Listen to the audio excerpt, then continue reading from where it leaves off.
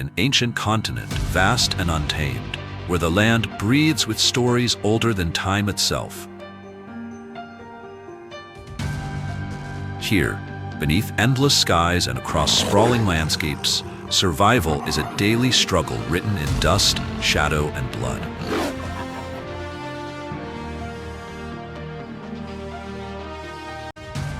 At the heart of this wilderness live the ultimate predators.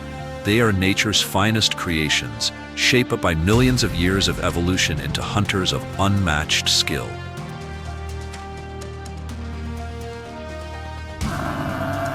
Lions command the open plains, their roars echoing like thunder, a reminder that they are rulers of the savannah.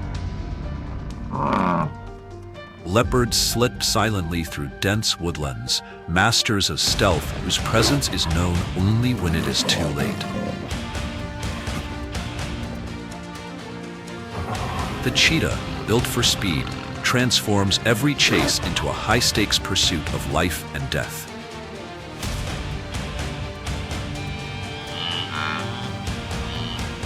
In the waterways, crocodiles lie in wait with ancient patience, their ambush sudden, swift, and absolute.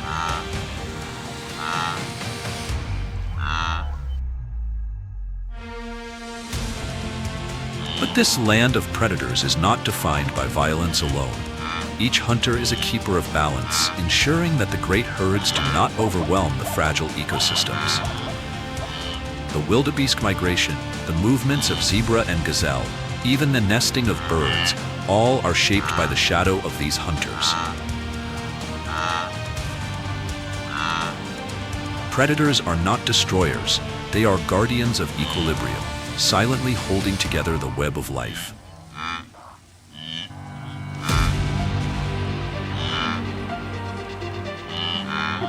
And yet, Africa remains a place of mystery. Beyond the familiar giants, other predators roam. The painted wolves, whose teamwork rivals the most disciplined armies. The hyena, cunning and resourceful, often underestimated yet vital to the circle of survival. And the birds of prey, whose keen eyes dominate the skies.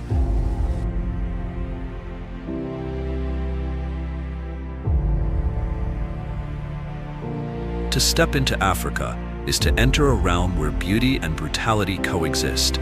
Every dawn brings new stories of courage, rivalry, and resilience. Every dusk whispers of survival hard-won beneath a fading sun. This is not merely the story of predators. It is the story of Africa itself, majestic, mysterious, and eternal.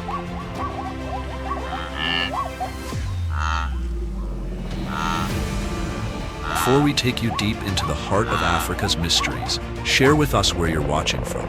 We're truly excited to connect with you.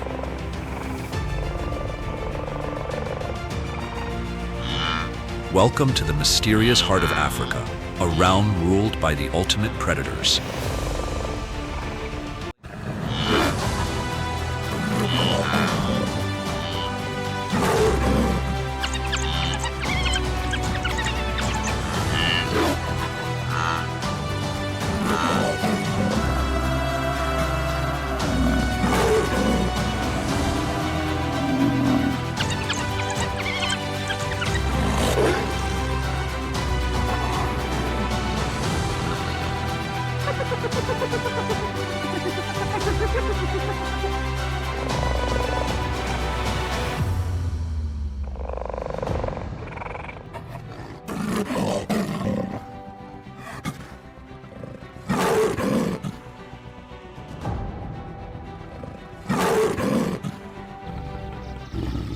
The crimson sky spills its fiery glow across the still waters of the Rufi River. As the sun dips beneath the horizon, a shadow darts past. Cheetah. Swift and silent, an arrow of muscle and grace, carving through dust and silence, leaving only a blur and the echo of quiet despair.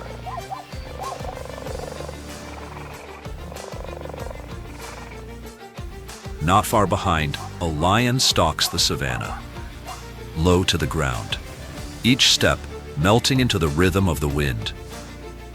No rush, no waste, just the chilling patience of a night predator. Nearby, a herd of elephants arrives at the marsh. Trunks lift, curl, and plunge, pulling streams of water from the earth with explosive bursts of spray.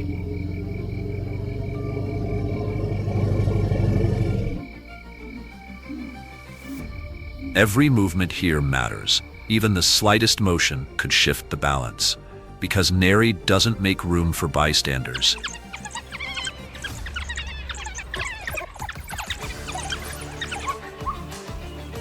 Hippos anchor the riverbed. Buffalo must guard every sip of water with caution. One misstep, and the wild takes its toll. Across grasslands and rolling hills, predators lie in wait, fangs sheathed, muscles coiled, ready for the first mistake, because in this land there is no mercy.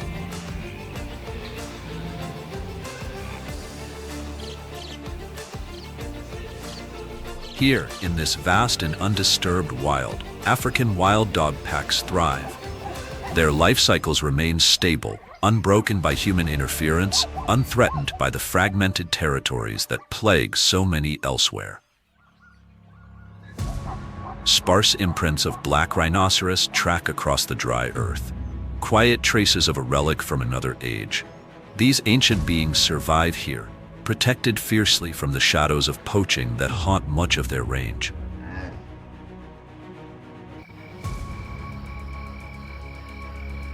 Above the treetops, the deep, echoing calls of the southern ground hornbill ripple through the forest. Sounds that have gone silent in many other corners of the continent still ring out here, bold, unbroken.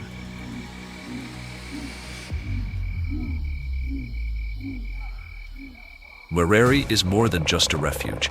It's a last stand, a stronghold against extinction, a place where nature is still allowed to mend itself, and where endangered species are free to carry on their story, on their own terms.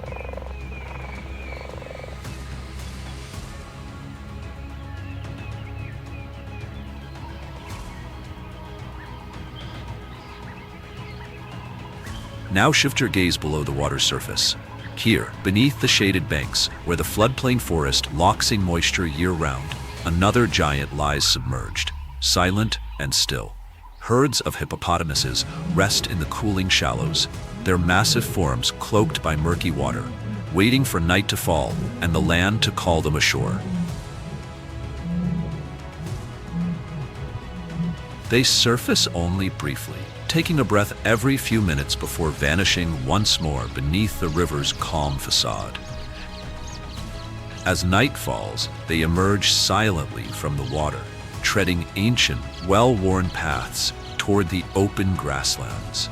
Here, under the cover of darkness, each individual may graze on up to 40 kilograms of fresh grass in a single night. Though they do not hunt, these giants, strict herbivores, do not go unchallenged. Lions and Nile crocodiles sometimes linger near the riverbanks, posing a threat to the young or the weak, especially when the dry season shrinks the lifeline of water. Yet few creatures dare to confront a fully grown hippopotamus, weighing between 1,500 and 1,800 kilograms, with jaws capable of opening to an astonishing 150 degrees. The hippo is a living embodiment of raw power and unyielding resilience. They are not predators, but when provoked, they've been known to take down crocodiles, African buffalo, even humans. In the riparian woodlands of Nile, hippo herds are often matriarchal, led by older females. Dominant males, meanwhile, patrol beneath the surface, guarding territories with silent vigilance. Their survival is not just physical, it's evolutionary. The hippopotamus shares a distant lineage with whales, their mutual ancestor, a semi-aquatic creature from the artiodactyl order known as Indohus, roamed the earth some 55 million years ago.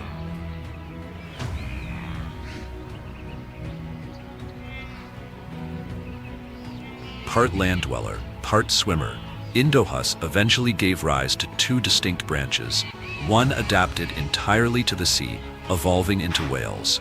The other remained semi-aquatic and became today's hippo. Despite their differences, whales and hippos still share striking biological traits: low-frequency underwater communication, water-based birthing, and the remarkable ability to hold their breath for up to 6 minutes, thanks to a highly efficient oxygen regulation system.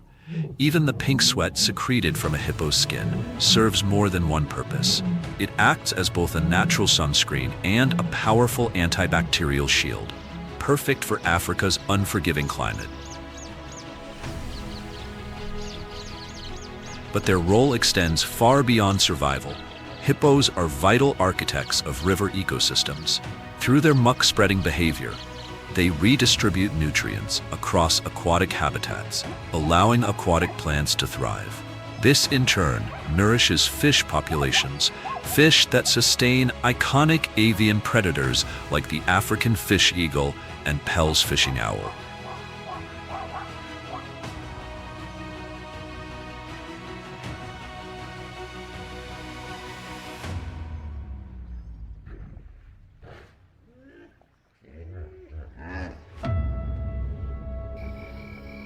Sharing this watery domain is another figure, sometimes rival, sometimes neighbor: the Nile crocodile. Patient and silent, it lies in wait just beneath the surface, with only its eyes, ears, and nostrils exposed. Perfectly still, perfectly poised, awaiting the fatal moment when an unsuspecting animal steps forward for a drink.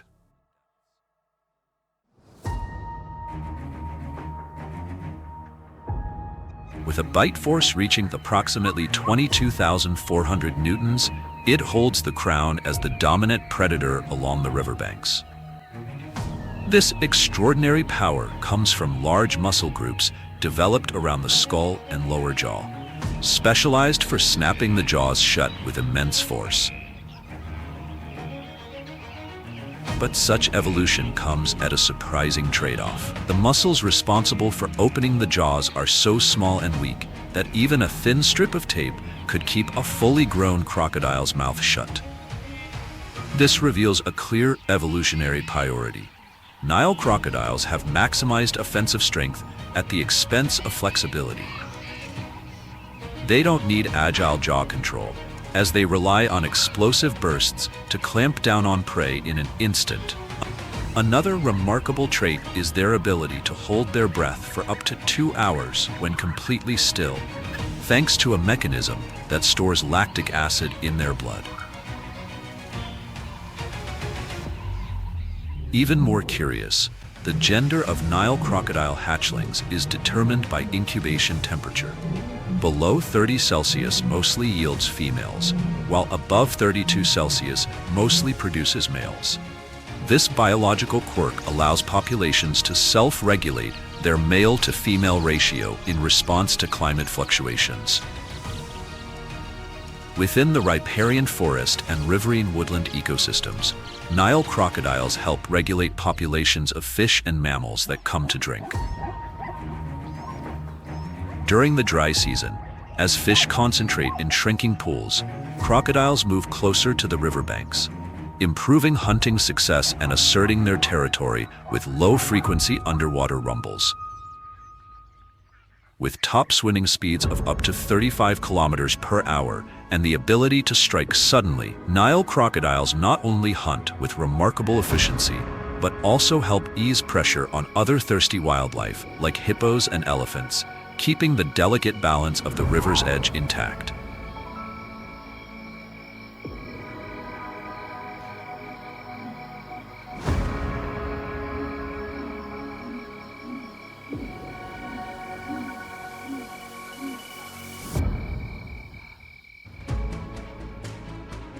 Stepping out from the humid riverine forests, the landscape opens into vast savannas and sweeping miombo woodlands that stretch all the way to the horizon. It's a place of dryness and intense heat, yet it forms the biological heart of Nyera National Park.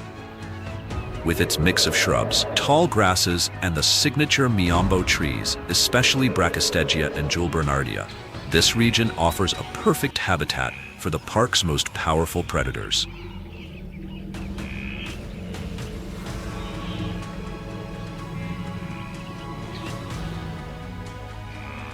Two distinct rainy seasons bring between 750 and 1,300 millimeters of rainfall each year, breathing life into the landscape and setting the rhythm for plant growth cycles. In contrast, the prolonged dry season, marked by minimal rainfall, forces wildlife to travel longer distances in search of water and food. This harshness is precisely what drives the remarkable survival strategies found across this terrain.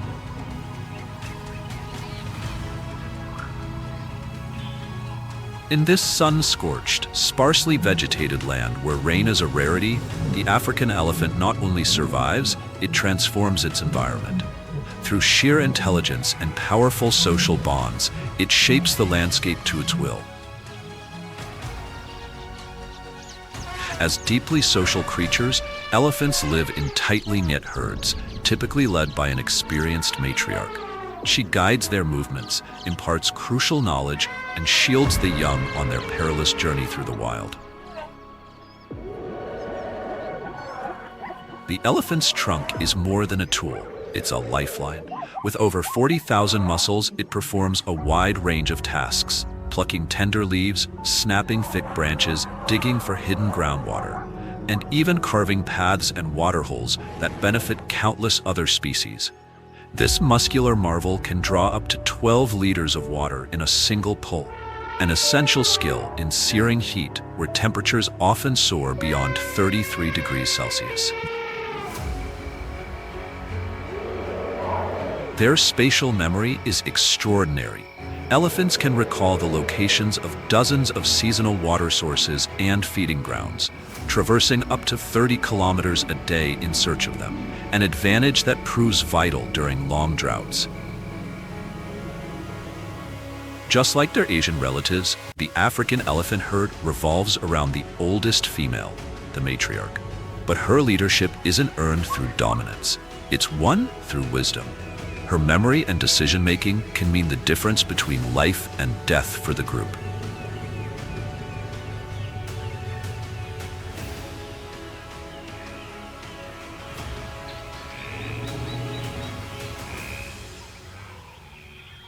African elephants also possess remarkable emotional intelligence. They engage in greeting rituals, share food, and mourn their dead with touching displays of grief, behaviors that hint at a depth of feeling rarely seen in the animal kingdom. In the brutal world of the savannah, this emotional complexity doesn't make them vulnerable. It makes them among the most resilient and socially intricate beings on Earth.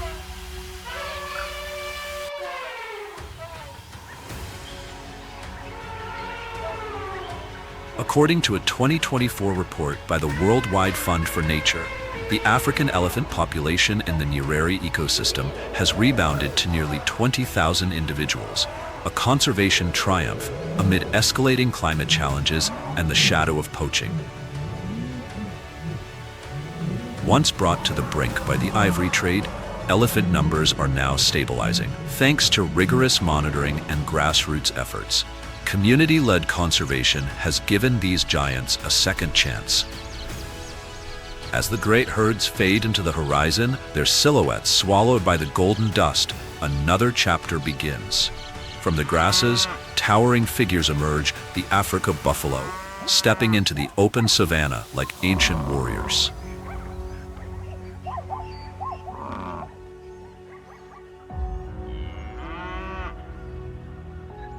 They gather in vast numbers beneath the unforgiving African sun. Stoic, enduring, and unyielding, the African buffalo stands as a living symbol of resistance and survival.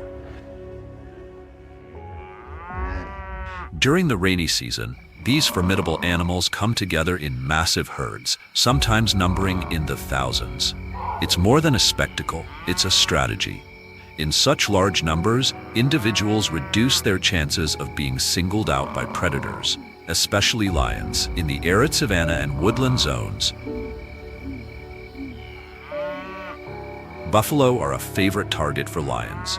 A 2024 study revealed they account for 46% of lion hunting attempts and provide over half the total biomass consumed. This intense pressure has shaped the buffalo's behavior, giving rise to extraordinary defense tactics. When danger looms, calves are instinctively shielded at the center of the herd, while the strongest males form a living wall at the perimeter. These defenders don't flee, they fight. Armed with curved horns and raw muscle, they have been seen confronting and even repelling lions in dramatic displays of force and unity.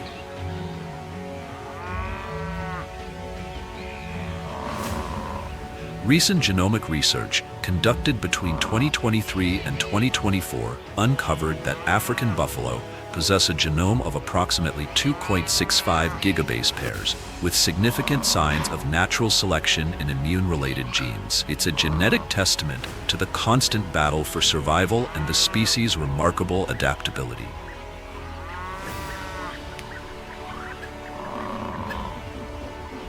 Buffalo herds prefer open savannas close to water, migrating with the rhythm of the seasons to chase greener pastures and avoid scarcity.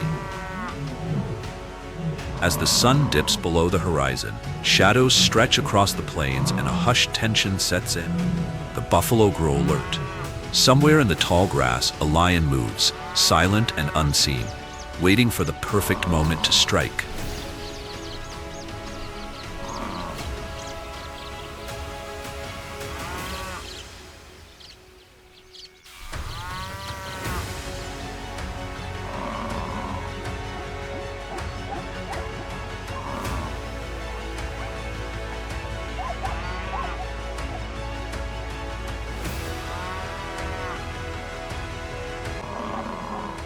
In the dry savannas and woodlands of Nile, the lion's hunt is more than a primal instinct. It's a masterclass in coordination and strategy. Unlike their counterparts in more trafficked reserves like the Serengeti and Masai Mara, where artificial relocations and fragmented corridors have led to genetic mixing, the lions of Nile remain wild and genetically construct. Isolated by nature, their bloodlines have endured with rare purity. Here, hunting is a calculated team effort. Prides move silently through towering mambo grasses, which can grow up to 2 meters high, perfect natural cover for the ambush ahead. Each lion plays a role in this deadly choreography.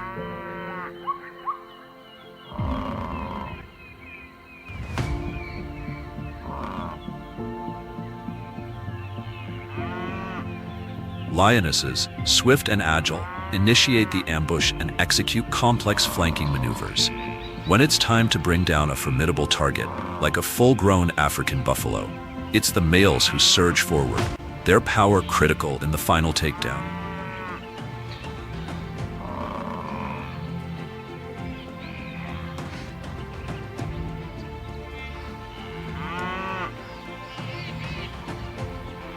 A 2024 study in these arid zones revealed a clear preference.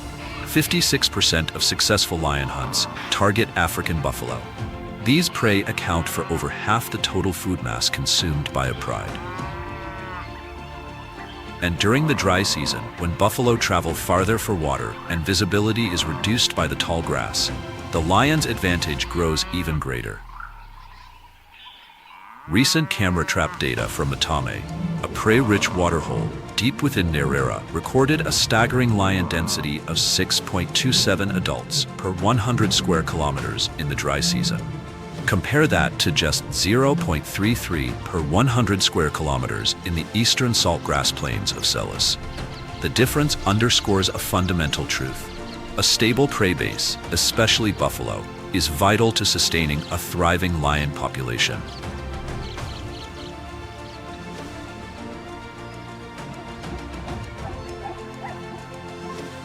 But in the wild, no meal is ever guaranteed. Just as the lion settles in to enjoy its hard-fought prize, a presence stirs in the shadows, cunning, watchful eyes that have followed the action from a distance. Before the lion even notices, the carcass is gone. In such cases, there's one prime suspect, the spotted hyena.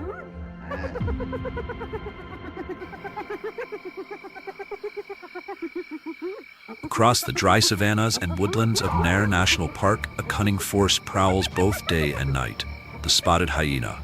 Often mischaracterized as mere scavengers, these formidable predators are, in truth, among Africa's most successful hunters. Blending the instincts of both predator and opportunist, hyenas operate with remarkable versatility.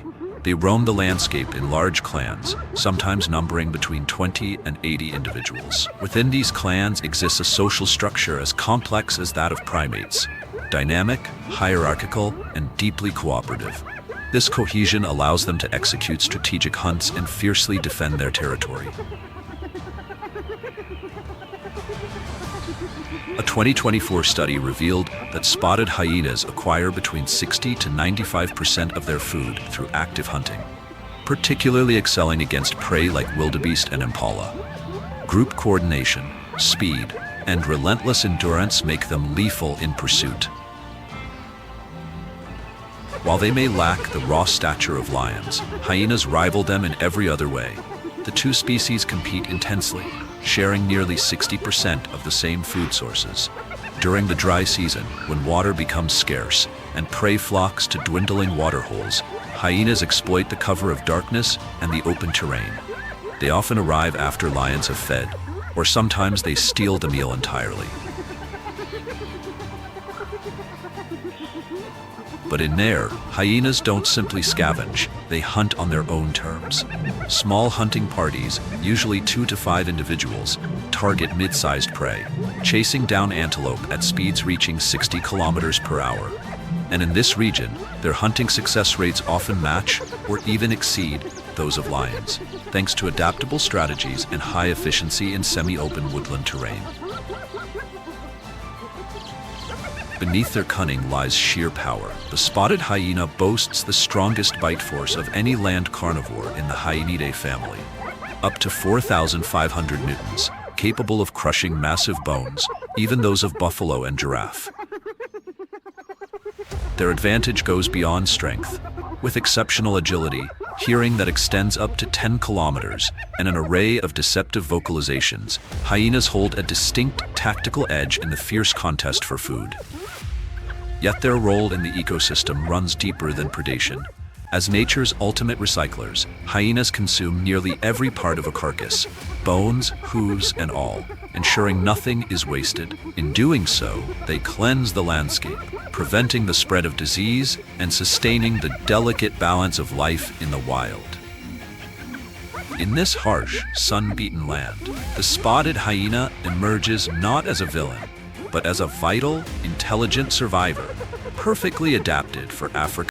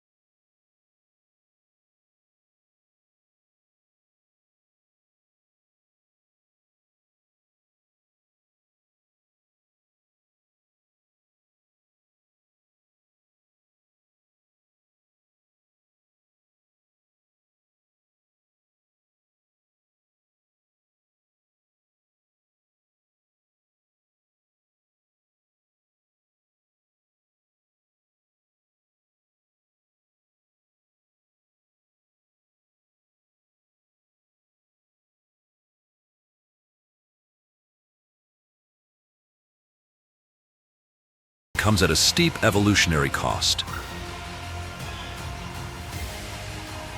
The cheetah's body is engineered for sprinting. Long limbs, a lightweight frame, and a fused spine create the perfect spring for explosive movement. Its narrow joints and elongated muscles produce long, fluid strides, effortless yet deadly. But what it gains in speed, it sacrifices in power. Unlike the lion or the leopard, the cheetah cannot climb with ease, nor can it defend its kill from stronger rivals. Its lightweight skull, designed for aerodynamic efficiency, results in a weaker bite force, limiting its ability to crush bones or grip larger prey. This fragility extends to the genetic level. Twice in the past 100,000 years and again just 12,000 years ago, the species endured severe genetic bottlenecks. As a result, today's cheetah population shares less than 4% of the genetic diversity typical of other mammals.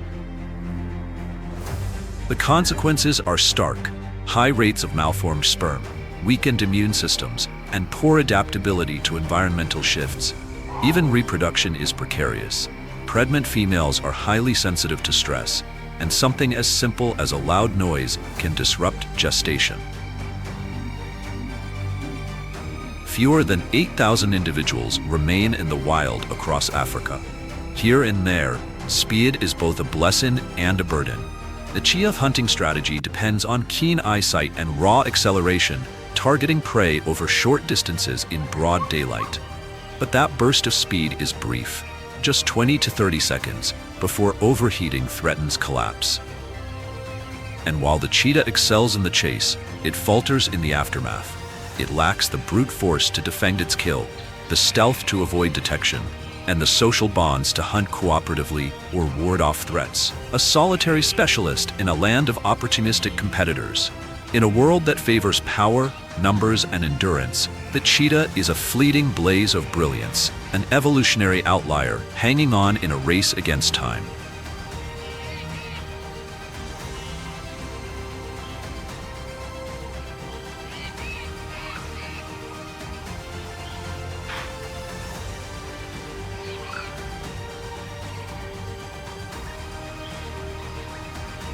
In stark contrast to the cheetah's solitary sprint, the African wild dog thrives through unity, hunting not alone, but as a pack, in perfect coordination. It begins with silence, a slow, synchronized advance across the open plains, each individual aware of its role. No sound, no signal, just instinct and an unspoken bond. In a land where success favors strategy and deep-rooted social connection, this is one of nature's most brilliantly evolved hunting methods.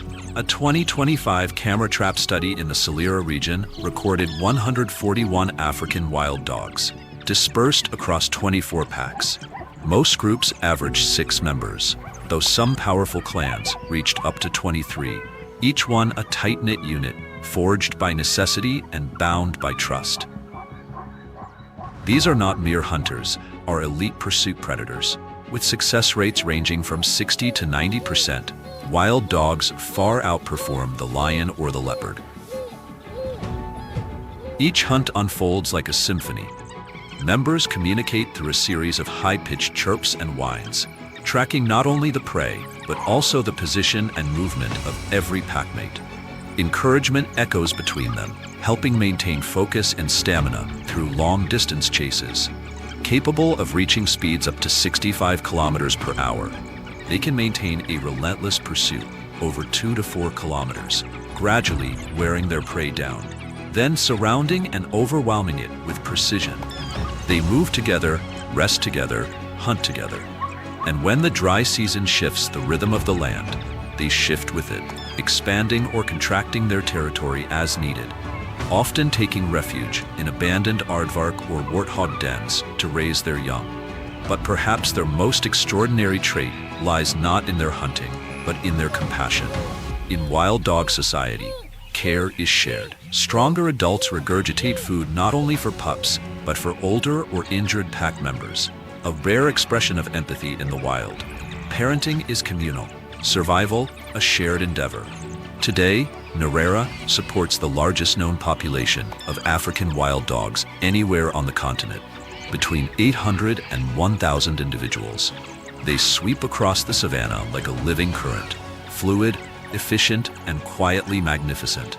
In every coordinated chase and every selfless gesture, they offer us a glimpse into one of the most profound success stories in Africa's wild heart. Not just survival of the fittest, but survival of the most united.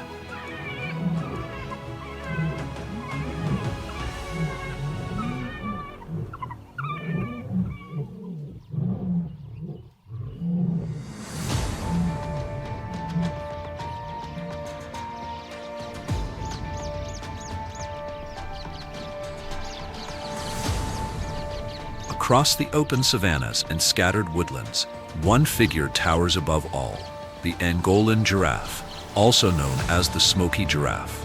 With its immense height, this gentle giant has evolved to browse the treetops, reaching a leafy realm far beyond the grasp of ground-dwelling grazers. There, among the upper canopy, it finds its preferred nourishment, nutrient-rich leaves kissed by the sun. This towering advantage spares the giraffe from direct competition with other herbivores, like impalas or African buffalo. But what it gains in elevation, it forfeits in mobility. Drinking presents a peculiar challenge. To lower its head to a waterhole, the giraffe must splay its long front legs or bend awkwardly at the knees, placing it in one of the most vulnerable positions in the animal kingdom. Being the tallest land mammal on Earth comes at a cost, but nature, ever the master of balance, has equipped the giraffe with extraordinary internal adaptations. A sophisticated system of valves within its arteries and veins manages blood flow along its elongated neck, preventing a dangerous surge to the brain whenever it bends down.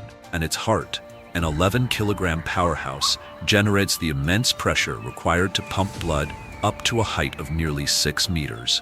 During the rainy season, shallow pools are abundant, but even then, giraffes often prefer to hydrate through the moisture-rich foliage of acacia and commiphora trees.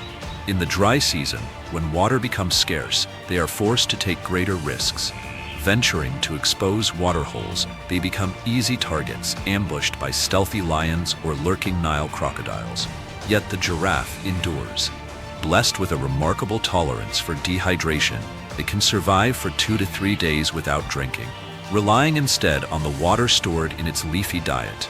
In a world that demands both height and humility, the giraffe stands as a graceful sentinel, watchful, silent, and magnificently adapted to life above the treetops.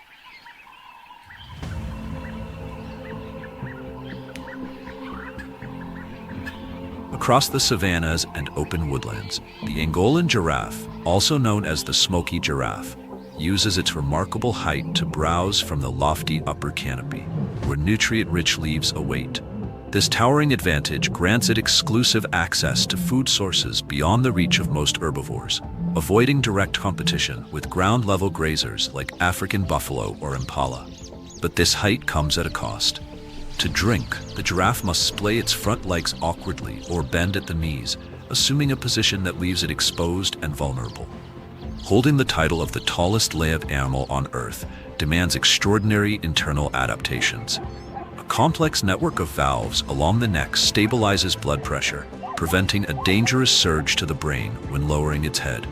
Its heart, weighing up to 11 kilograms, pumps with powerful force to circulate blood through a body that can reach 6 meters tall. During the rainy season, shallow pools provide easier access to water. Still, giraffes often prefer to hydrate from moisture-rich leaves of acacia and commiphora trees. In the dry season, when water becomes scarce, they're forced to take greater risks, approaching waterholes where lions or Nile crocodiles may be lurking. Yet with a high tolerance for dehydration, giraffes can endure 2 to 3 days without drinking, relying on the water content of their leafy diet to sustain them.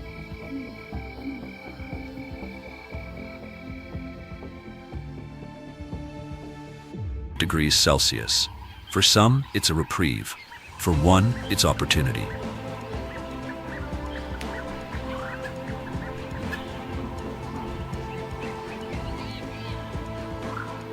The leopard. A solitary figure, silent, commanding. Where lions roar to announce their power, the leopard rules through absence of sound. Every creature here knows that silence is the mark of its reign.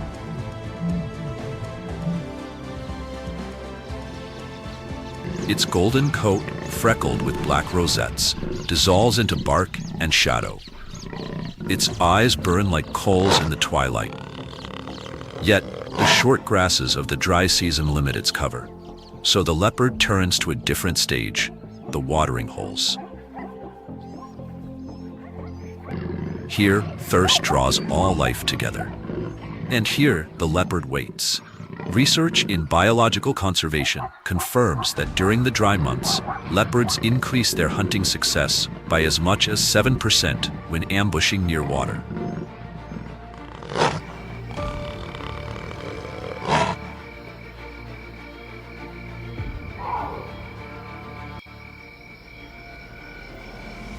At night, their world expands.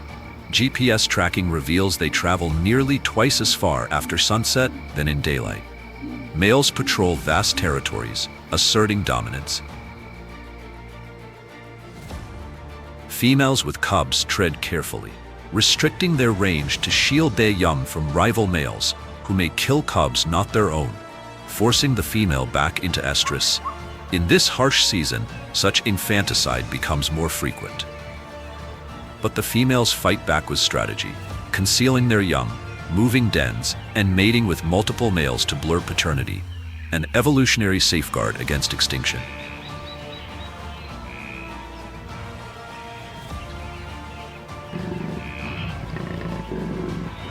When the hunt begins, the leopard becomes a shadow.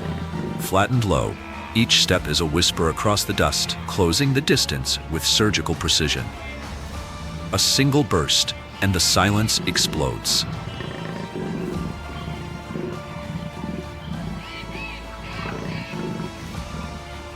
Large prey are subdued with a suffocating bite to the throat or nape. Smaller victims are dispatched with a swift bite to the skull. But the kill is not complete until it is hidden. On average, the leopard drags its prey nearly 100 meters to cover, often hoisting it into the high branches of a tree, sometimes over 10 meters above the ground. Hanging carcasses sway like grim trophies, a declaration of ownership against lions and hyenas.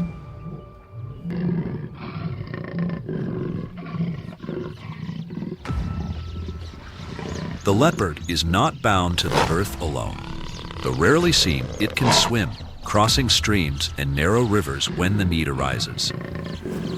In the dry season, as lakes shrink, this ability is seldom used, and the leopard instead shifts its focus to larger prey, storing energy for the lean days ahead. Here, in the grip of the dry season, the leopard endures, not through strength and numbers, but through silence, stealth, and an unrivaled mastery of adaptation. They hunt with precision, waiting for the perfect moment, never allowing prey to slip away. Here, the leopard's true weapons reveal themselves: extraordinary hearing and night vision. Its eyes are equipped with a tapetum lucidum, a reflective layer that captures every fragment of light, granting clear sight in near darkness. Its ears catch the faintest stir, the crunch of a hoof on dry leaves, the flick of a rodent tail. Even its claws withdraw completely, ensuring each step remains silent. A muscular frame delivers sudden, explosive bursts of speed, and when the leopard speaks, it does not roar. It coughs, a rasping call, low and hoarse, carrying just far enough through the woodland night to stake its claim. Not a cry to intimidate, but a signal, clear, deliberate, and understood by rivals.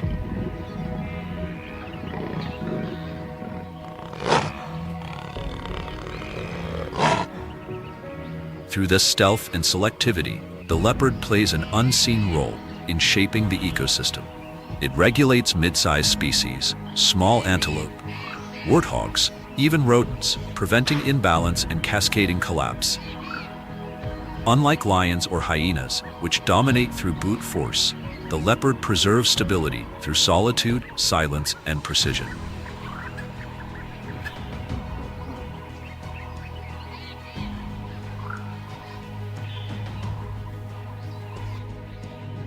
Modern conservationists recognize its importance.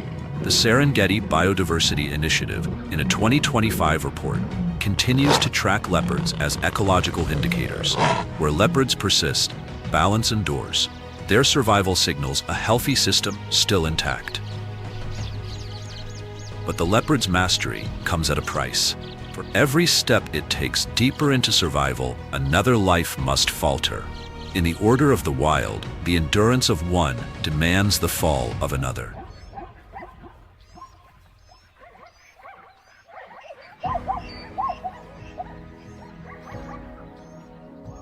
And as the herds fade into the distance, the Nile crocodile drifts silently beneath the water's surface, waiting for nightfall.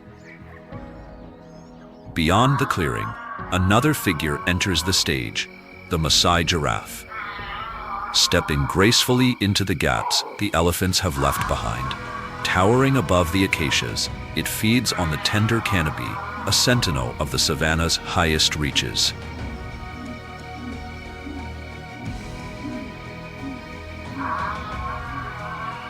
This is the tallest of all giraffe species and the tallest land animal on Earth. An adult Maasai giraffe can stand as high as 5.9 meters, with nearly half of that height carried in its long, elegant neck. This remarkable build allows them to reach treetops few other herbivores can touch. During the rainy season, when acacia trees burst with fresh leaves, they feed from the canopy downwards. In doing so, they thin the crown, keeping it from growing too dense, and maintain the openness that defines the woodland. Sunlight filters through the gaps they create, nurturing grasses and lower plants that feed countless other species.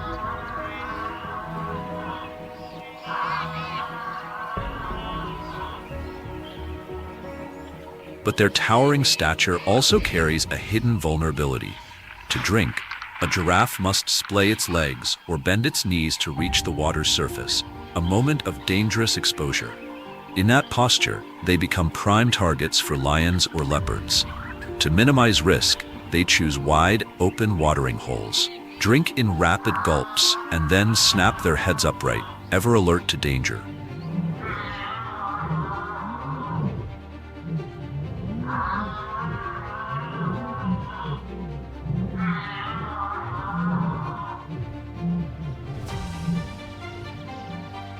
Socially, giraffes are fluid in their gatherings.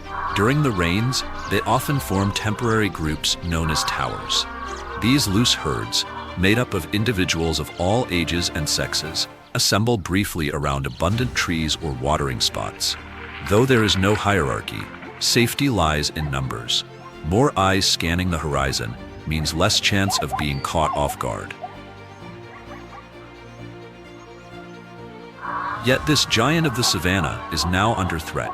Since 2019, the Maasai giraffe has been classified as endangered by the International Union for Conservation of Nature. Over the last 3 decades, their numbers have plummeted by nearly half, from 70,000 to just around 32,000 in the wild as of 2024.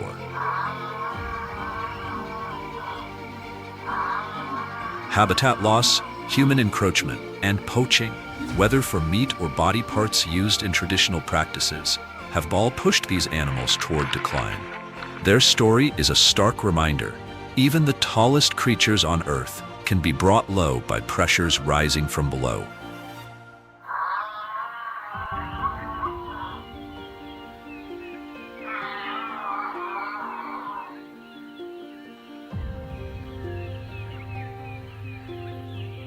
The crown of the savannah belongs to only one, the lion. Unlike others, it has no need for rivalry or recognition. As apex predator, it knows its place, both as hunter and as keystone in the ecosystem's balance.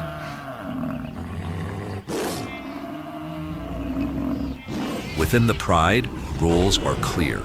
The dominant male defends territory and cubs, while the lionesses, sleek, precise, and powerful, carry out the hunt. From the edge of woodlands, where shadow meets open grass, they lie in wait. This threshold is the death line, the boundary every prey must cross.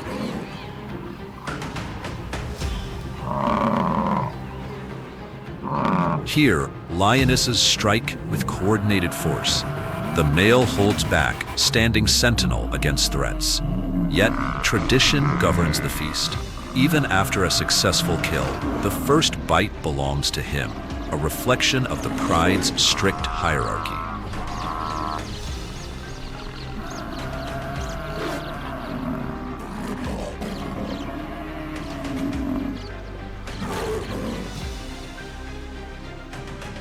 Lions are unique among cats. They live in prides, complex social units bound by cooperation, hunting, defending, and raising the young together. Males, with their thick manes, impress rivals and lionesses alike. More than ornament, the mane serves as armor, shielding the head and neck in battle. The darker and fuller the mane, the stronger and more desirable the male, as studies from the University of Minnesota reveal.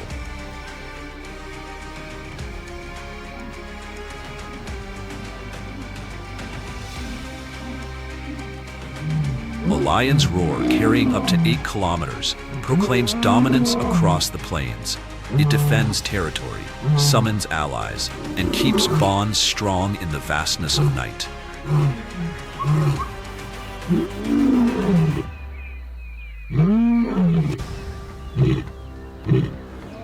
For young males, life is unforgiving. At 2 to 3 years of age, they are cast out, forced to wander in search of their own realm. When they seize a pride, they often eliminate rivals' cubs, driving females into estrus, a brutal but effective strategy to secure their own lineage.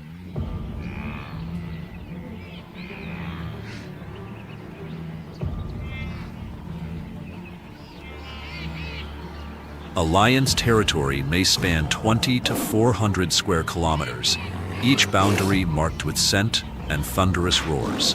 During the dry season, water holes become magnets for prey and ambush grounds for lions. They wait by rivers, rocky outcrops, or thick cover, relying less on speed than patience and teamwork. Capable of bursts up to 80 kilometers per hour, they cannot sustain them for long, making stealth and coordination essential.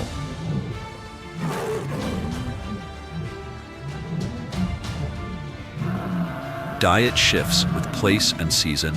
In the western Serengeti corridor, zebras may form nearly half of their prey, alongside buffalo, wildebeest, and warthogs. In the Masai Mara, buffalo hunts grow more common. Yet lions do not simply follow prey abundance, they choose terrain that favors the ambush. Hunting success averages just 20 to 30%. To conserve energy, lions rest up to 20 hours a day, reserving their power for the cool veil of night or the break of dawn.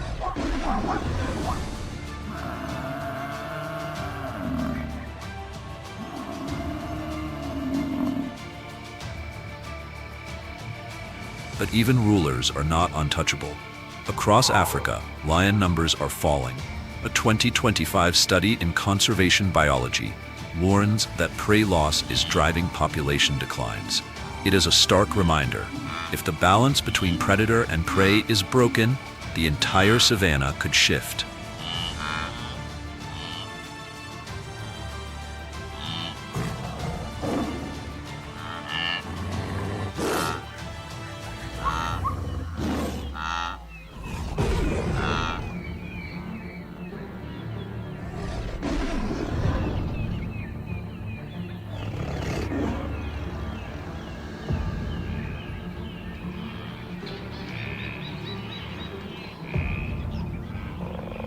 And in the open grasslands, there can be only one true sprinter: the cheetah.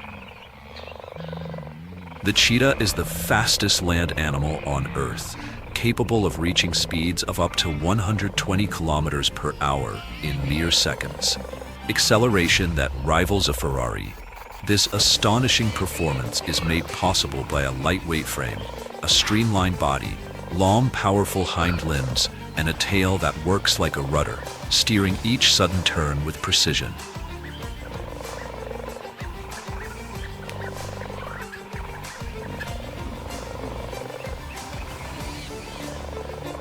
But speed comes with a cost.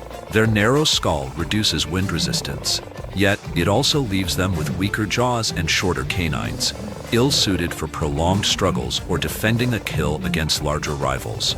To survive, cheetahs select their battles carefully, focusing on the vulnerable, the young, the solitary, the stragglers of the herd. Before the chase begins, a cheetah climbs a termite mound or low rise, scanning wind direction and the movements of gazelles. like a sentry on watch. It waits for the perfect moment. When the distance narrows to less than 100 meters, the sprint begins. Explosive, lightning fast, but brief, rarely more than 300 meters, before exhaustion and overheating set in.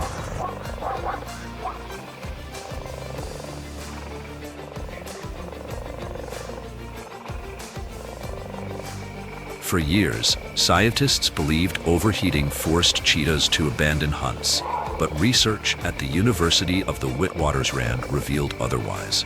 Body temperatures during the chase rarely exceed 38.4 degrees Celsius, rising only after a successful kill, triggered not by exertion but by stress. Even with these limits, cheetahs are remarkably efficient hunters. In the Serengeti, they succeed in 40 to 50% of their attempts against Thompson's gazelles. A female can provide around 10 kilograms of food daily for her family, though she consumes less herself. To maximize success, cheetahs hunt during the twilight hours of dawn and dusk, when the savannah is cooler and dominant predators less active. Yet, unlike leopards, they cannot retract their claws. This gives them unmatched traction while running, but denies them the ability to climb trees or hoist their kills out of danger. Every hunt must be consumed on the ground, vulnerable to theft. Indeed, up to 12% of their kills are stolen moments after the takedown by lions or hyenas. The cheetah's existence is one of constant risk. Their reproductive rate is low, and their young are perilously fragile. In the wild, as many as 90% of cubs under 3 months do not survive. Hidden in the grass while their mother hunts, a single discovery by a predator can end an entire litter.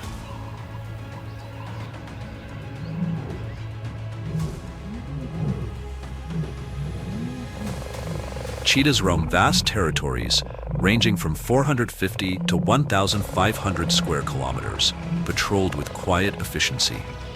Unlike lions, they defend these ranges not with violence, but with scent, marking the land with minimal conflict. Here, on the endless plains, the cheetah is both the epitome of speed and the embodiment of fragility. Africa's most elegant hunter, racing against time, rivals, and the odds themselves.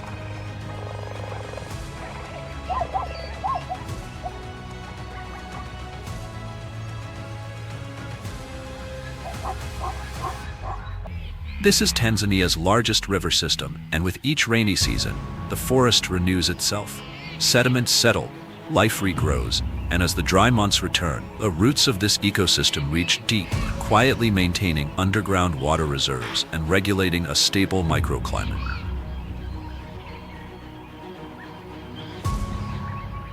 This landscape is not just surviving, it's anchoring. It holds together the delicate rhythm of life for everything that depends on it. A biological compass guiding survival for species far beyond its borders. A sanctuary not only of nature, but of resilience.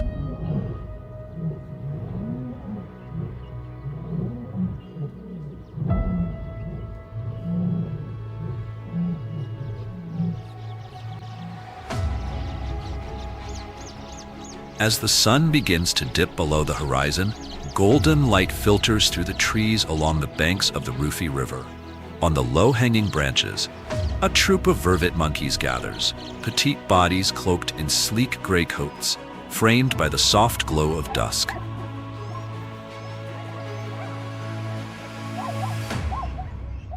They're drawn to the cool refuge of the floodplain forest, where the roots of ficus and syzygium trees trap precious moisture, sustaining hidden water reserves through the harsh, dry season. Vervet monkeys live in tightly knit social groups, ranging from 10 to 50 individuals. Within these dynamic communities, every member plays a role in survival. Their pale bluish-gray fur and jet-black faces make them instantly recognizable. But it's their language, an intricate system of vocal calls and gestures that allows them to thrive. Each alarm, each warning, echoes like a code, maximizing the troop's ability to detect and escape threats. Masters of survival, Vervets rely on sharp memory, flexible diets, and an almost instinctive understanding of their environment. They track seasonal fruiting patterns and adjust their movements with precision, conserving energy, always planning ahead. Studies from Lake Minyara reveal how adaptable they truly are.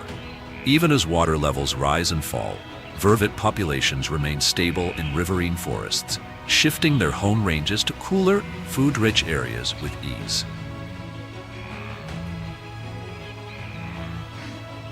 Through these adaptive strategies, vervet monkeys become more than just forest dwellers. They become ecosystem engineers. They disperse seeds, they regulate insect populations, and they serve as living indicators of the forest's overall health. In this borderland between river and canopy, their resilience tells a deeper story of life, balance, and quiet intelligence thriving at the edge of the wild.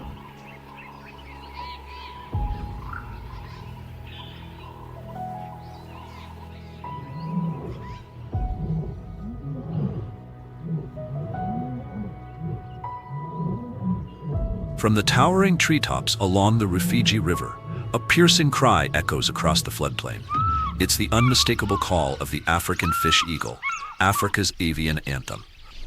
With wings spanning nearly 2.5 meters, this striking raptor is instantly recognized by its snow-white head and chestnut body, a symbol of strength and elegance.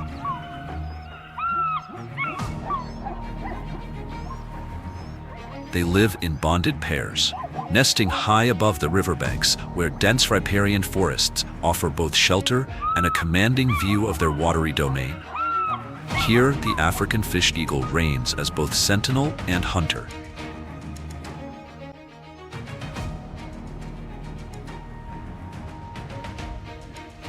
Its hunting style is nothing short of spectacular, soaring high on thermal drafts, scanning the glimmering surface below. Then, in a sudden burst of power, it dives, talons outstretched, snatching fish up to 2 kilograms from just beneath the water's skin. In seconds, it lifts its prize skyward, retreating to the shore for a quiet feast. But this master of the skies is not above a little piracy. Opportunistic and cunning, it will sometimes steal catches from other birds, kingfishers, pelicans, flashing its dominance with calculated ease.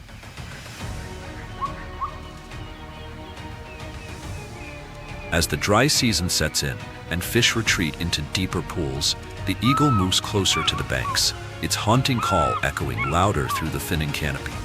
This voice, bold, resonant, and unforgettable, has earned it a title, the Voice of Africa. With an estimated 300,000 to 400,000 individuals across sub-Saharan freshwater systems, the African fish eagle is more than just a charismatic predator. It's an ecological barometer. Its presence signals a rich fish population and healthy riverine forests, a living testament to balance in the wild.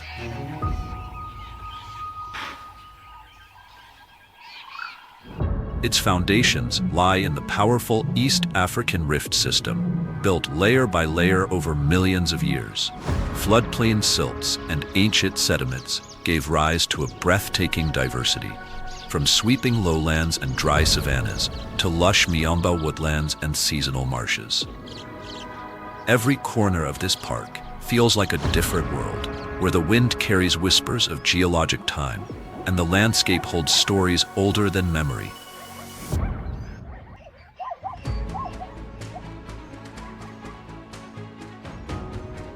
The region's tropical climate brings 2 rainy seasons, short rains from November to December, and longer, more intense rains from March through May. In between, the dry season, from June to October, torches the land, cracking riverbeds and scorching the plains. Temperatures remain steady throughout the year, ranging from 21 to 33 degrees Celsius. Rainfall varies widely, between 750 and 1,250 millimeters depending on the zone, each fluctuation shaping the land in new, unpredictable ways. During the dry months, the earth splits open beneath the heat, but with the rains, floodplains erupt with life. turning the landscape into a vivid, living canvas. Together, these natural rhythms have created one of Africa's last untouched ecological treasures.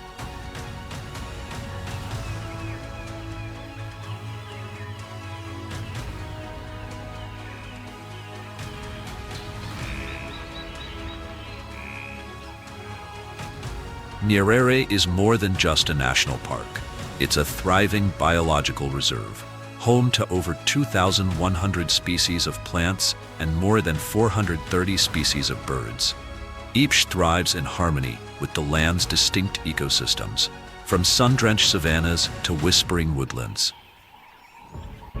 Here, survival unfolds in powerful, untamed rhythms. And amid this wild, unspoiled expanse, far from the grip of roads, fences, or crowded settlements, nature breathes freely. Nyerere has become a precious refuge for species on the brink, a final haven for animals slipping quietly out of our world. Its pristine isolation and unbroken ecosystems act as a buffer, offering protection and space for life to persist where it may have vanished elsewhere. This is not just wilderness, it is hope.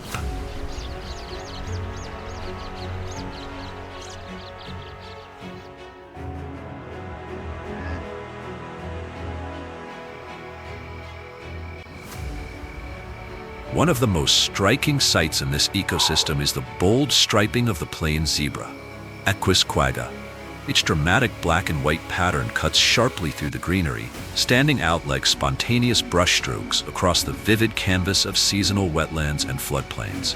Following the rains, these zebras gather in large herds on the lush, moisture-rich grasslands. Here, newly sprouted shoots, dense with nutrients, blanket the plains in abundance, offering a feast for grazers.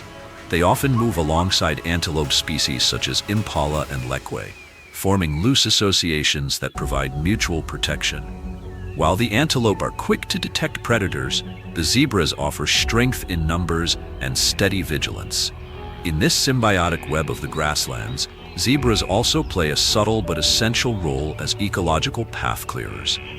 By consuming the taller grasses, they pave the way for smaller herbivores to reach the tender new growth concealed below, facilitating biodiversity with every bite.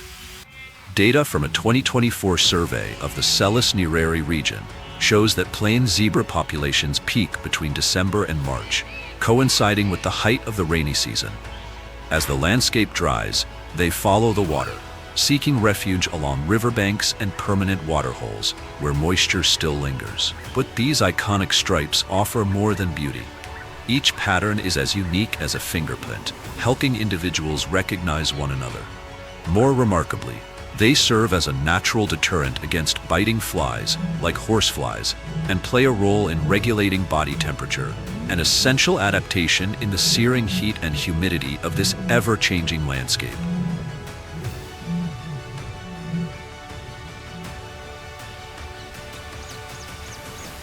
One of the most iconic sights in this lush ecosystem is the striking striping of the plain zebra.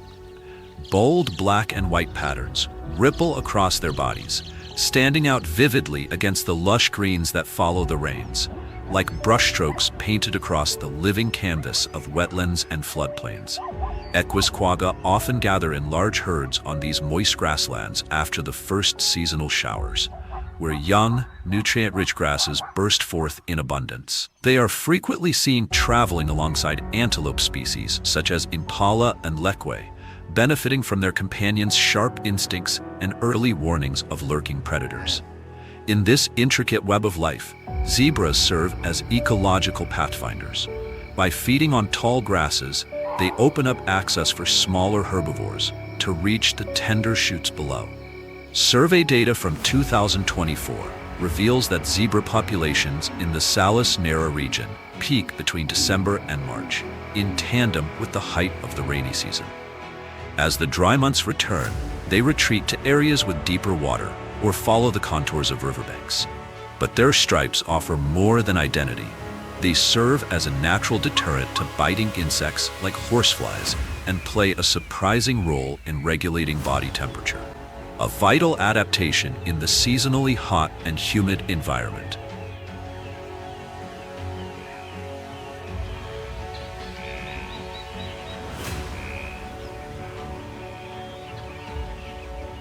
A familiar figure in these seasonal wetlands and floodplains of Nile National Park is the African Jakana, often called the bird that walks on water.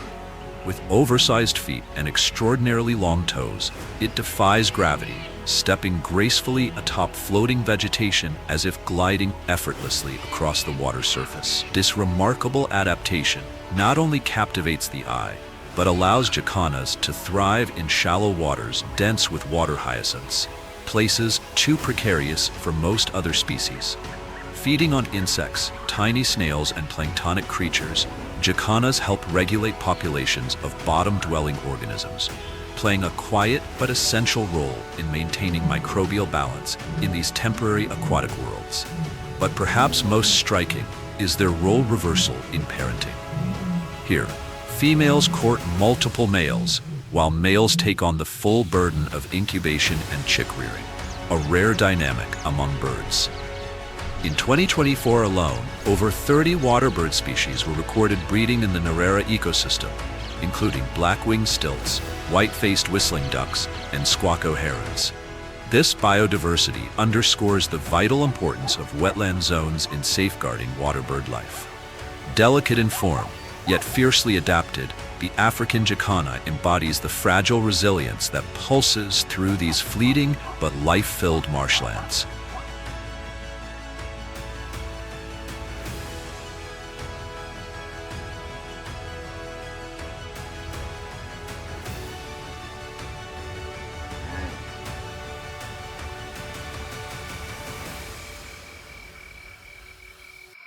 As the seasonal marshes begin to recede and the skies fill with the silhouettes of departing migratory birds, life in Nile enters a new phase. This time, the rhythm shifts toward the park's southwest and northwest reaches, toward the hills and escarpment woodlands that rise like ancient sentinels from the landscape. Here, the terrain becomes a fortress of stone and silence, a rugged world of exposed granite outcrops, wind-worn trees, and tangled crevices, carved over time and held in quiet dignity. Bordering Tanzania's highland zone, this elevated refuge remains cool throughout the year, with temperatures ranging from 20 to 26 degrees Celsius. The air is thinner, the forest more secretive, and while the conditions appear harsh, this stable environment offers safe harbor for creatures that choose discretion over display. Less touched by the pulse of seasonal change, the rocky hills serve not just as a dry season sanctuary, but as a testament to the quiet endurance of Nile's most elusive wildlife. Within this stone-clad stronghold dwell some of Tanzania's and the continent's most sensitive and vulnerable species.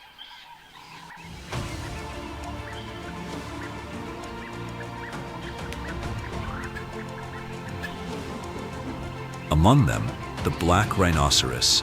Unlike their cousins who roll open savannas, these rhinos favor the slopes, granite hills where thick shrub layers, broken woodlands, and rocky terrain cloak them in mystery.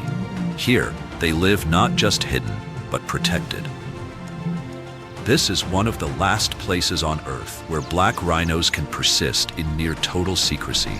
Their story is not one of spectacle, but of silence. They move slowly, deliberately, threading through conifera thickets, marking their paths with tree scars and faint, dusty footprints on the sun-baked soil. Each day, they consume more than 20 kilograms of leaves and twigs, acacia, kafura, and other hardy shrubs, methodically foraging as if mindful of the fragility of each breath they take. Their signature horn, iconic and curved, is more than a weapon, it's a tool. Used for digging, stripping bark, snapping branches, it helps them survive the dry, unyielding terrain. And in these remote outposts, far from human intrusion, they are finally free from the noise. No pursuit, no flash of camera, no need to run. Here, the black rhinoceros is allowed to be what it always was, wild, whole, and unchased. Yet this ancient creature walks the knife's edge of extinction. Its vulnerability lies not only in its dwindling numbers, but in the very nature of its life. The black rhino reproduces slowly, one calf every 4 to 5 years, with mothers nursing for up to 2. Even the loss of a single animal echoes for decades. They're solitary, lacking the safety of the herd. When danger comes, they are often too slow to respond, relying instead on terrain for defense rather than speed or strength in numbers. And then there is the horn. That singular feature, made of nothing more than compressed keratin, the same material as our fingernails, has become both their symbol and their curse. To poachers, it's worth more than gold. But to the rhino, it's a lifeline.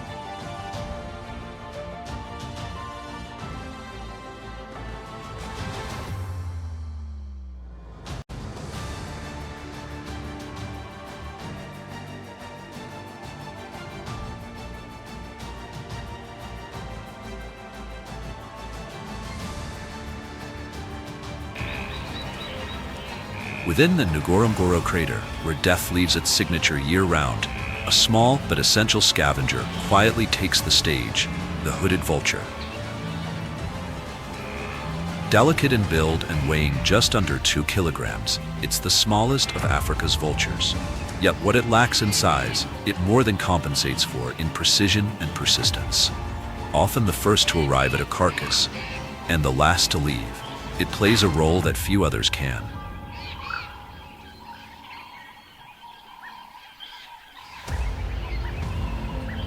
Unlike its imposing cousins, such as the white-backed or lappet-faced vultures, the hooded vulture is uniquely equipped with a keen sense of smell, a rare trait among Old World vultures. This adaptation allows it to detect remains from afar, especially in the early morning before thurvals rise and before predators stir from their slumber. Its beak, slender and tweezer-like, works with surgical accuracy. It navigates the narrowest crevices of a carcass, delicately extracting remnants overlooked by larger species. Bits of skin, soft tissues tucked deep within the skull, even the eyes and brain, no detail is wasted. Its small frame allows it to slip into tight spaces and reach the hidden depths of decay, leaving behind a cleaner landscape. By consuming the final scraps of flesh, the hooded vulture reduces the risk of deadly pathogens spreading. Diseases like anthrax, botulism, and rabies, which thrive in the crater's warm, microbe-rich air. As the great herds of wildebeest begin their migration westward in late March, chasing fresh grasses in the Serengeti, the hooded vultures stay behind. They do not follow the spectacle, they remain, tethered to what is left behind. Rooted in place, they bear silent witness to nature's unending cycle, of life, of death, and of renewal. On this unforgiving savanna, even the smallest scavenger plays a vital role in keeping the balance.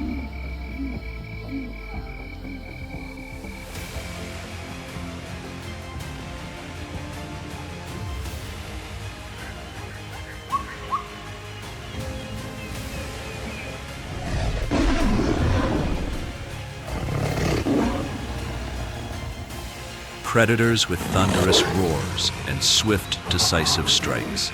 Mighty warriors ensuring the delicate balance of Africa's vast grasslands. The true rulers of the untamed savanna, lions. The throne of the savanna is never easily won. Only the strongest male claims victory, securing territory, a pride of lionesses, and the right to pass on his lineage. For the defeated, exile awaits. Some roam the wilderness alone, while others lose everything.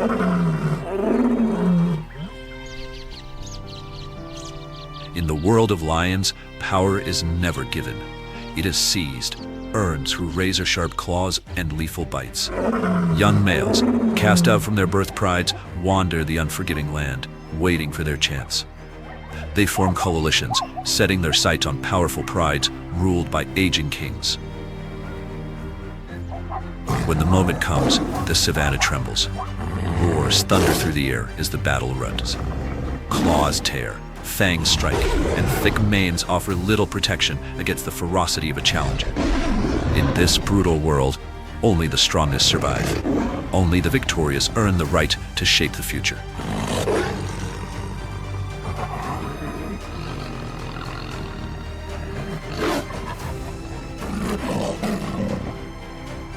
Beneath the vast blue sky, the first light of dawn bathes the golden grasslands.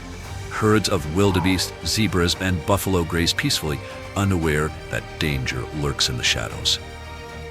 This is no tranquil paradise. It is a kingdom ruled by predators. And at the top reigns the lion. More than just an apex predator, it is a timeless symbol of strength and authority. Its journey of survival is etched into the very essence of the wild, a tale of power, resilience, and the unyielding spirit of the savannah.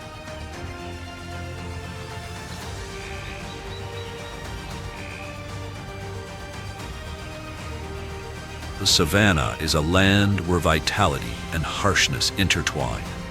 A vast expanse of rolling grasslands, scattered shrubs, and winding rivers cutting through dry plains.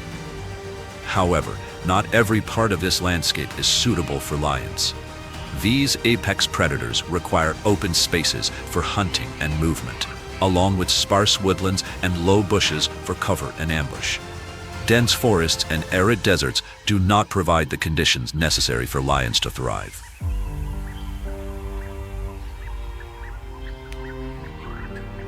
Lions depend on a reliable water supply and abundant prey to sustain their prides.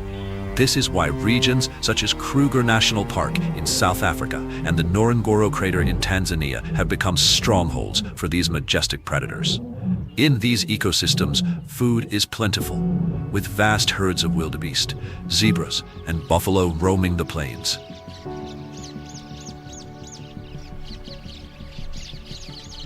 Rivers and wetlands serve as crucial water sources, helping lions endure the harsh dry seasons. Protected reserves like the Serengeti, Okavango Delta, and Kruger National Park now stand as some of the last bastions of the lion population.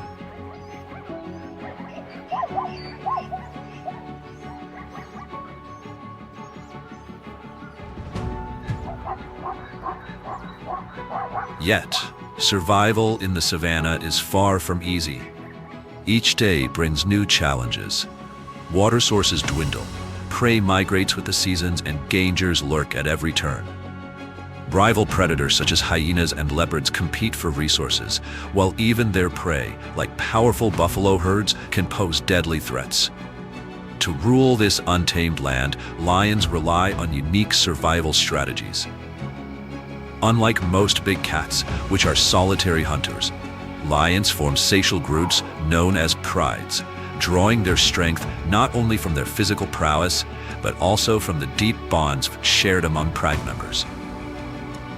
A typical lion pride consists of 10 to 15 individuals, though in ideal conditions, it can grow to as many as 30. At the heart of the pride are the lionesses, mothers, sisters, and aunts, closely bonded through generations. They work together to hunt, raise cubs, and protect their family. The pride's adult males, often brothers or close relatives, defend their territory from intruders and rival coalitions, ensuring the pride's dominance over their domain.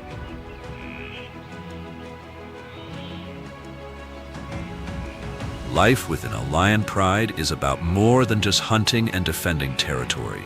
It is a delicate balance of power, cooperation, and deep social bonds. Gentle licks on golden fur and soft head rubs are not just grooming rituals. They reinforce unity, ease tension, and reaffirm each lion's place within the pride. Every interaction, from a reassuring nuzzle to playful sparring, strengthens their connection and fortifies the pride as a cohesive unit. The African savanna, with its endless grasslands stretching toward the horizon, serves as the grand stage for a timeless saga of resilience, strength, and unity. Amid this vast and often unforgiving landscape, lion prides stand as living symbols of dominance and survival. Each member plays a vital role, contributing to the pride's success in a story written by instinct, strategy, and cooperation.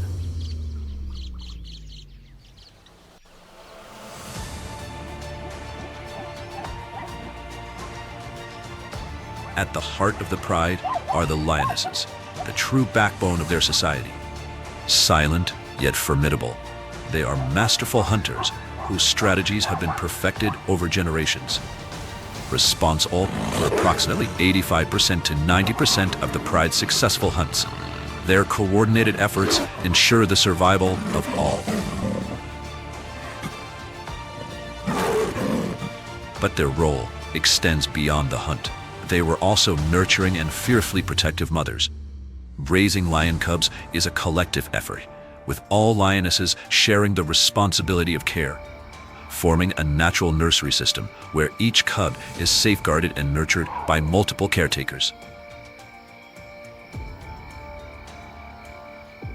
Seemingly small gestures, like grooming or affectionate head rubs, hold deeper significance.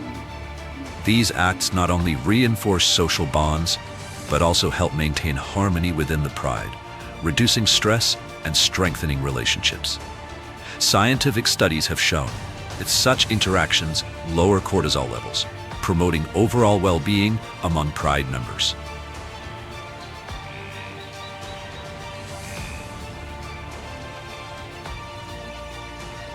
In the heart of the wild, where survival is a relentless challenge, it is not just strength or ferocity that defines a lion pride.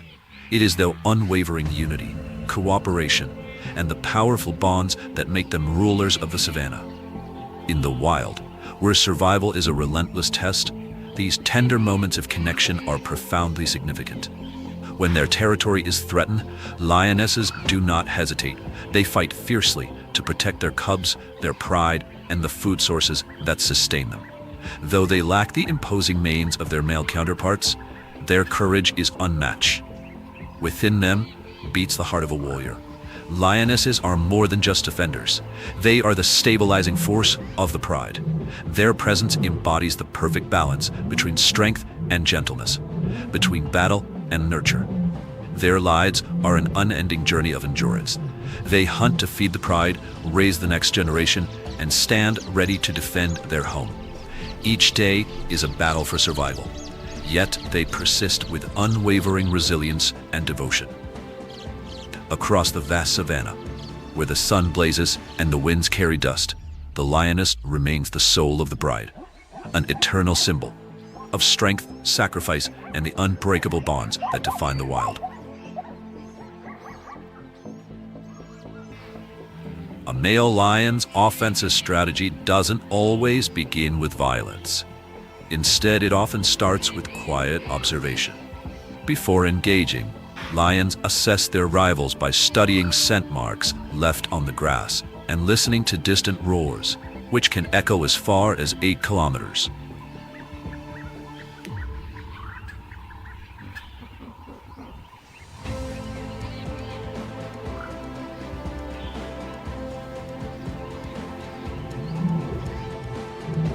These powerful calls serve as both territorial claims and warnings, cautioning intruders of the strength that lies within the borders. But when these warnings are ignored, war becomes inevitable.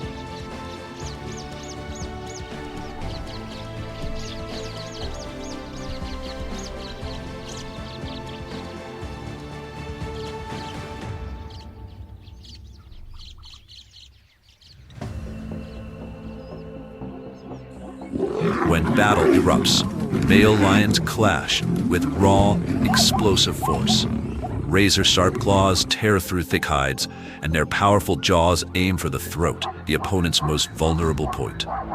According to 2023 data from the Panthera organization, up to 25% of adult male lions lose their lives in territorial battles. These fights are not mere skirmishes driven by instinct. They are brutal, calculated struggles for power and survival. In these deadly encounters, a lion's mane is more than just a symbol of dominance. It is a natural shield, absorbing the impact of attacks and protecting the neck from fatal bites.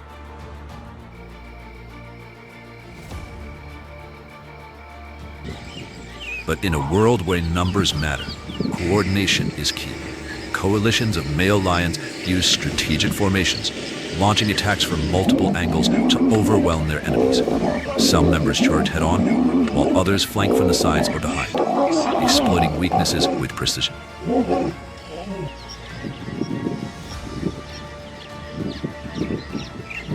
This synchronized assault often proves too much for a lone defender.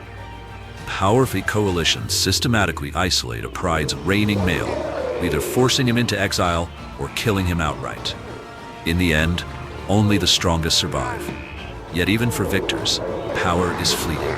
No male lion's rule is permanent. As age weakens their once dominant grip, younger, stronger coalitions rise to challenge the throne, continuing the relentless cycle of power. These shifts in dominance are not just inevitable. They are essential for the pride's survival. Only the fittest males can defend against constant threats: hyenas, leopards, and rival lions, all waiting for an opportunity to strike. This is the unforgiving reality of the African savannah, where male lions must fight, conquer, and endure to reign supreme.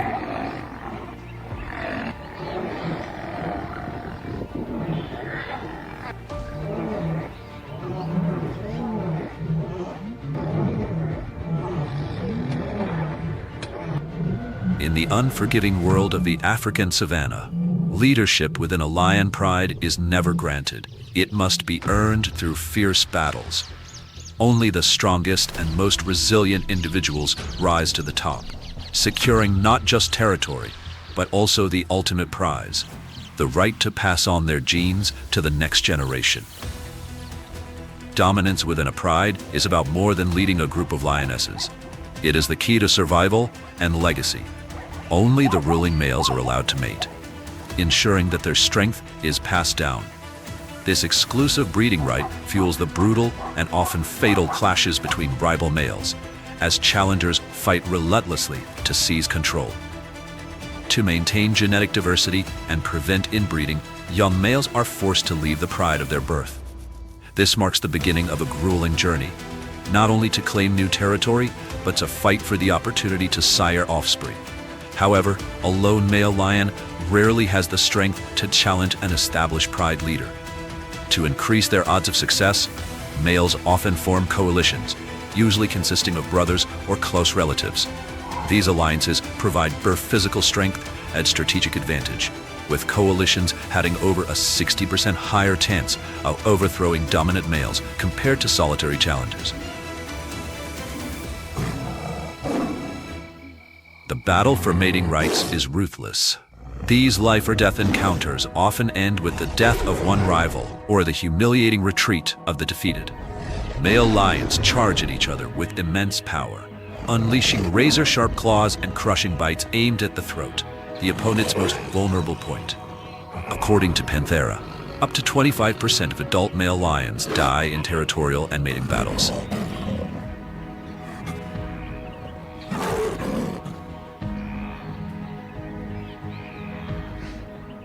Yet power is always dangerous to hold. Over time, aging males weaken, becoming prime targets for younger, stronger coalitions. No reign lasts forever. Every battle not only determines who will lead, but also shapes the future of the pride, as only the strongest males are able to leave their genetic mark on the next generation. In the world of lions, where power and survival are inseparable, every action is driven by the instinct to preserve their lineage. These bloody battles are not just personal struggles, but an essential part of the ecological balance of the African savannah. Here, only the strongest endure, ensuring that their legacy lives on, through every echoing roar and every drop of spilled blood.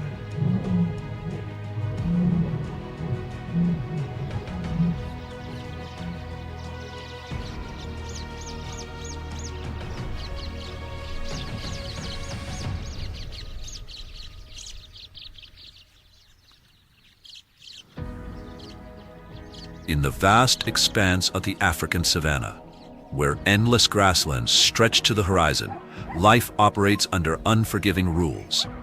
Resources are often scarce, and during the relentless dry season, dwindling water supplies and a lack of prey intensify the struggle for survival. As competition heightens, every member of the pride faces an escalating battle for sustenance.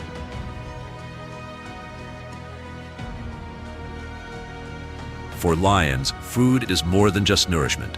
It's a defining factor of social structure and survival. Large prey like buffalo and zebra serve as prized rewards for successful hunts. Yet not all members of the pride enjoy equal access. The distribution of food reflects the hierarchy within the pride, reinforcing the dominance of certain individuals. Male lions, with their strength and authority, are given priority at the kill, ensuring they maintain the power necessary to protect their territory and pride. Only after they have had their fill do the lionesses, silent warriors responsible for bringing down the prey, take their turn. Finally, the cubs are allowed to scavenge what remains, scrambling for the last scraps of meat. Their early experiences of fighting over leftovers serve as crucial lessons in survival and competition.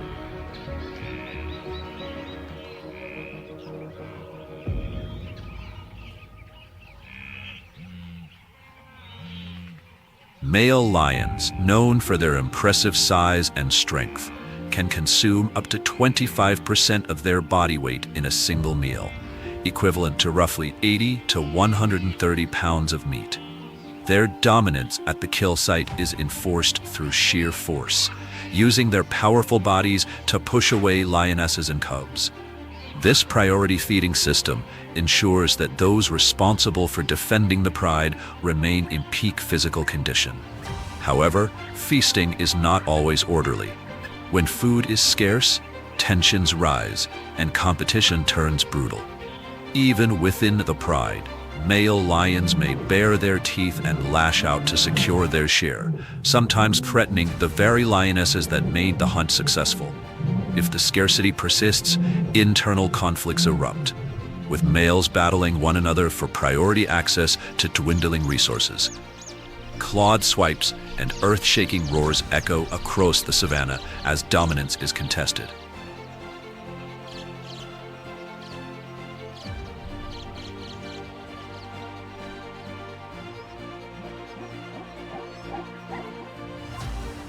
Lionesses, while typically patient, will fiercely defend their cubs if they sense a threat to their survival. When the pride's unity is tested, a mother's instinct can override the structured order, leading to confrontations between lionesses and aggressive males. The delicate balance of power is maintained by a constant negotiation of strength and necessity.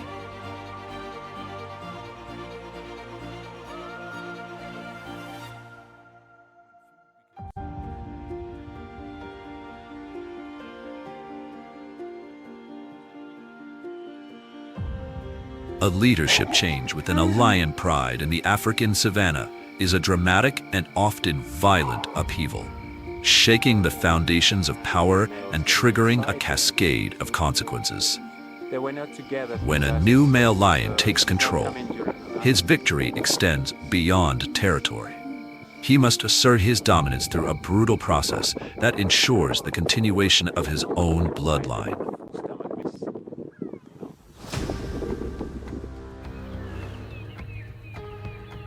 One of the most ruthless actions he takes is infanticide, systematically eliminating all cubs under 2 years old, sired by the defeated male. Studies show that approximately 25% of lion cubs under 1 year old are killed during these transitions.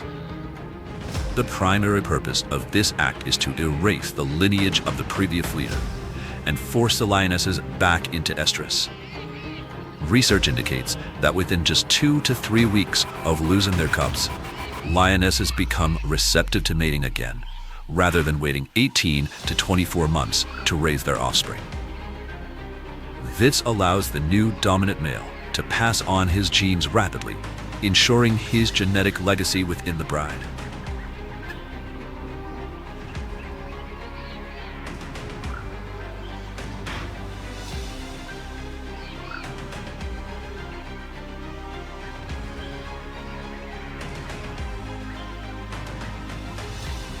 For a lone lion, survival is an even greater challenge. Without the support of a pride, it must rely solely on its strength, instincts, and mastery of the terrain. Moving with quiet precision, it uses dry grass, dense bushes, and small mounds for cover. In the darkness, its amber eyes glow like twin embers, scanning the landscape for the slightest movement of potential prey.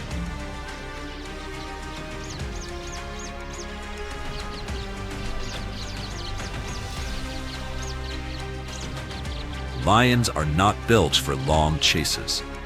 Their bursts of speed, to 50 miles per hour, last only seconds, making strategy their greatest weapon.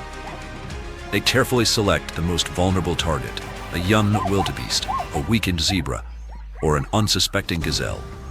Within a pride, every hunt follows a calculated plan. One group advances silently, approaching from downwind to remain undetected. Another circles behind, cutting off all escape routes. Lions understand that distance is the key to success. They do not charge the moment prey is spotted. Instead, they use every patch of tall grass, every bush, and every natural crevice to close the gap to just 20 to 30 feet. But only when the moment is perfect, when there is no room for escape, do they launch their decisive strike. This level of coordination is not random instinct. It is the result of thousands of years of evolution and refined hunting strategies. Every step, every move, is a seamless blend of survival instinct and learned experience. An unbroken legacy of nature's most formidable predators.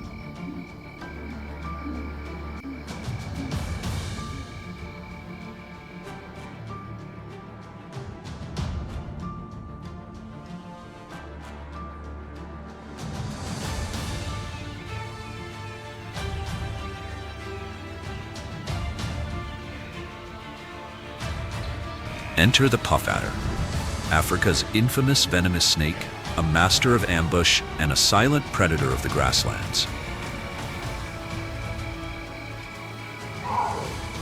Its name derives from its signature defense. When threatened, the puff adder inflates its body and releases a deep, menacing hiss, like air rushing through bellows, a final warning before it strikes. Armed with long, hinged fangs, it delivers a devastating bite. The venom is cytotoxic, causing severe tissue damage, blistering, and if untreated, the loss of a limb is a real possibility.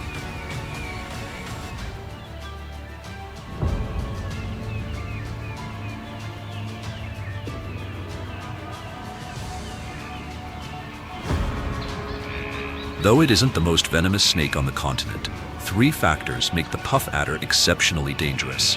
It's widely distributed, frequently found near human settlements, and unlike many other snakes, it rarely flees. Instead, it stays motionless, hidden in plain sight.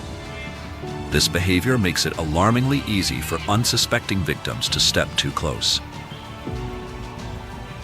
According to the World Health Organization, the puff adder remains the leading cause of snakebite-related deaths in Africa, especially in the sub-Saharan regions that include the Serengeti. Yet even with its potent venom and impeccable camouflage, this formidable serpent is not invincible. Against one remarkable bird, the puff adder's stealth is no match.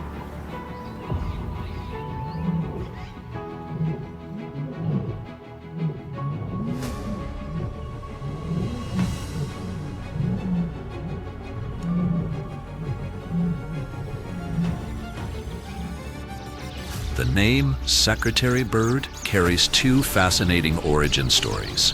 One theory ties it to the image of a 19th century secretary, clad in gray with quill pens tucked behind the ear, mirroring the bird's sleek gray plumage and its elegant black crest feathers. The other traces its roots to the Arabic word sakarat, meaning hunter bird, a far more fitting description for this terrestrial raptor. Unlike most birds of prey that dominate the skies, the secretary bird rules the ground. It is a specialist in hunting snakes, even deadly ones like cobras and puff adders. Its secret weapon, a devastating kick.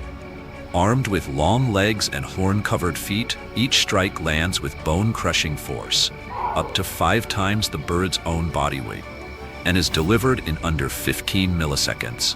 Swift, powerful, and lethal. But it's not just brute force that defines this bird. It's precision. The secretary bird's attacks are often aimed with uncanny accuracy at the head or neck of its prey, neutralizing the threat in an instant. A hunter in both name and nature. The secretary bird is one of Africa's most extraordinary predators, elegant, efficient, and utterly fearless.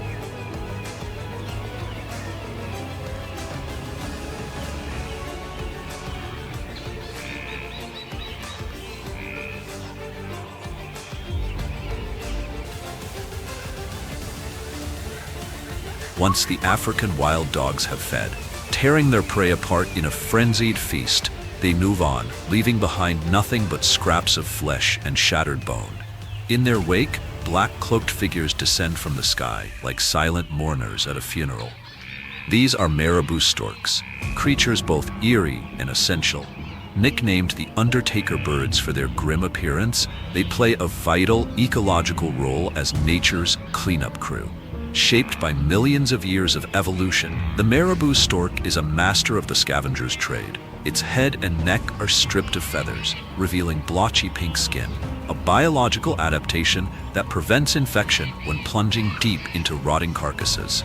If covered in feathers, the fluids and bacteria from decay would cling and fester, turning survival into sickness. Like vultures, marabou storks walk a specialized evolutionary path, engineered not for the hunt, but for what comes after. They are among the largest flying birds on Earth, standing up to 1.5 meters tall, with wingspans stretching nearly 4 meters, wider than a family car is long. And yet, despite their massive size, they are built to soar. Hollow bones in their legs and toes lighten their frame, allowing them to ride thermal updrafts effortlessly. High above the savannah, sometimes soaring at over 4,500 meters, they glide with barely a wing beat, eyes scanning the grasslands for death. Often they work in tandem with vultures. While vultures use their hooked beaks to tear through tough hide, marabou storks employ their long, wedge-shaped bills to probe deep into crevices, extracting the remains others cannot reach. When a carcass is too tough to open, they wait, patient, opportunistic, and when the moment is right, they will even fight for a fragment of meat. This quiet cooperation and occasional competition forms a scavenger hierarchy, ensuring no part of a kill is wasted. More than mere opportunists, marabou storks are essential to the balance of the ecosystem. By consuming carrion, they cleanse the environment of rot and disease, recycling death back into life.